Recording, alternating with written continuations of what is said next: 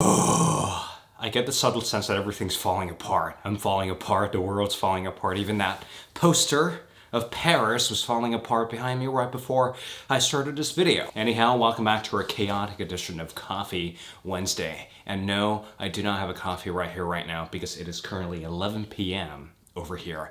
And now I have a 9 a.m. class, so drinking coffee right now would technically be suicide. Academic suicide. And speaking of the good old academia circles, today we're going to talk about the idea, or briefly rant about this idea of, should I say, humility in an intellectual context, or humility at universities, and how third years get to make fun of first years for this very reason. Now, a part of being old, or a part of being a third year on campus instead of a first year. So right now I am currently wrapping up my degree as a literature and French major. So this is my last year at university and it is kind of scary. I don't know where I'm going to go next. And as a third year, sometimes you get the privilege to, should I say, spot all the shortcomings of these first years from a very sort of like external point of view. We're not making fun of them. It's just that sometimes when I see first years heading into a philosophy class or heading to a history class or heading into a literature class, I can see exactly, the kind of mistakes that they're making or the kind of pitfalls that they're falling into. It's not to cast any judgments on these people, or it's not just like, ha ha, I'm a third year, I'm so much better than you guys. But it's simply an acknowledgement of like, they didn't know any better. I didn't know any better when I was first year, and I've committed the same mistakes. And, these are mistakes that I'm addressing right now. These are mistakes that I'll continue to address after university, which is kind of scary. And here's what I think is the major problem with this sort of intellectual arrogance, or this sort of like, I think I know everything about this class before actually taking a class. For context, this semester I'm taking a unit called Philosophy of Language, and this is basically a crash course on linguistics and analytical philosophy. And for all you students of philosophy out there, philosophy basically, in a very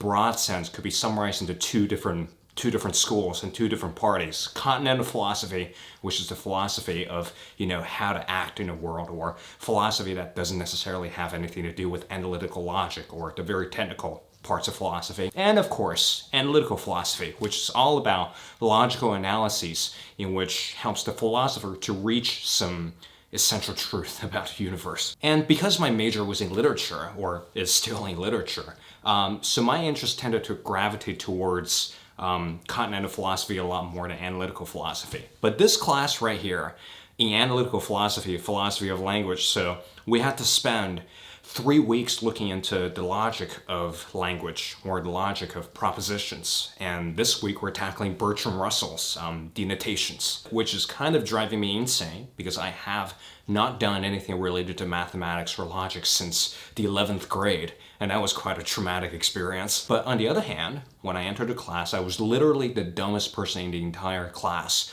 I found myself just sort of like liberated, I felt kind of good about not knowing anything about the class before I entered the class. Imagine if I was a student proficient in logic and proficient in mathematics, or proficient in this entire system of logic. If I carried this sort of like arrogance with me, if I carried this entire thing of like, I'm gonna be the person who knows more than anyone else in this room, imagine the stress that you'll be under. Imagine the sort of neurotic tendencies that you're gonna get into as you're taking this class. So, here's what I think is the major trap with, should I say, entering a class to prove your worth instead of actually learning something, is that you've assumed that you basically know everything about the subject, that entering this class is simply to enter this class to prove your worth. This is a very common thing with first year university students. This is such a common thing with beginners of a subject, the Dunning-Kruger effect. The shittier you are at a subject, you actually think you're pretty good at it,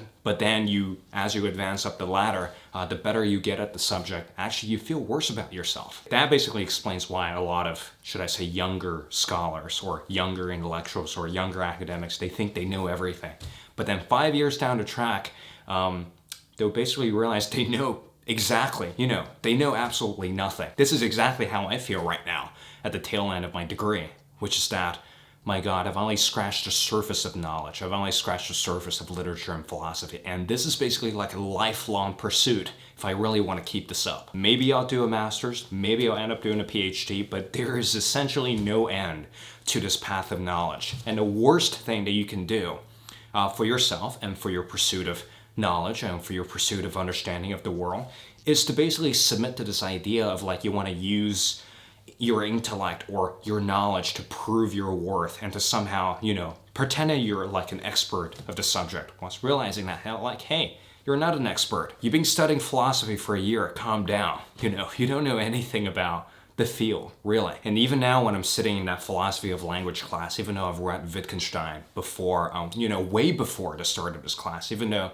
I've read, some Bertrand Russell here and there, and not his analytical works here and there before the class, it is because this philosophy subject is not directly related to my major, and I was allowed to be like the dumbest person in the class. But that sort of slipped me in the perfect position to learn something new, because everyone in the class are smarter than me, and I can sort of throw out my ideas out there and bounce these ideas around and to correct my own understanding. Instead of getting bogged down by this sort of pride or this, this need to impress, I'm completely free to be an idiot and learn as much as I can from this class. And you need to treat all of your pursuits in the same way. If you're entering university, be really, really careful. Be really careful because it's very easy to fall prey to this Dunning-Kruger effect. It's very easy to think that you're better than you are. And that concludes this episode of Coffee Wednesday. I hope you guys are having a great Wednesday morning so far. And I'm gonna go to sleep to make my 9 a.m. class. Remember, the more you know, the more you don't know. And, and this entire path of pursuing understanding of life, it's just a never-ending journey. And I wish you luck on a very journey. RC Waldun here, and I will see you next week.